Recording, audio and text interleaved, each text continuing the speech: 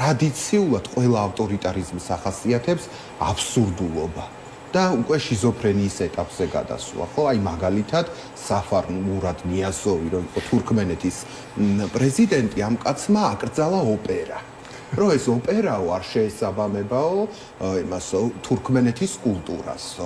აი მაგალითად კიდე ერთი აბსურდი შეგვიძლია გავიხსენოთ, რომ პოლ პოტმა კამბოჯაში აკრძალა სათვალეები, იმიტომ რომ სათვალე ვისაც ეკეთა, ის ითვლებოდა ინტელექტუალად, ჭკვიან ადამიანად, ესე იგი ხელისუფლებას უპირისპირდება და ისუდა მოუკლათ და დახოცეს 2 მილიონი ადამიანი იმ კამბოჯაში. თურქმენეთის და კამბოჯის დონეზე არა ვართ, მაგრამ რას ვხედავთ ჩვენ აქ, რომ სახელმწიფო ოფიციალურად ქმნის დაწესებულებას, ინსტიტუტს, რომელმაც უნდა შეამოწმოს Facebook-ზე პოსტები, გვეყოლება რაღაცა სამსახური, რომელიც ორმაგი სტანდარტით იმოქმედებს და თუ ხელისუფლებას შეაგინე, დაგიჭერს და თუ ხელისუფლებამ შეგაგინა, იმათ არაფერ პასუხს არ მოთხოვს, ხო? აი ამ ტიპის აბსურდამდე მივდივართ ჩვენ.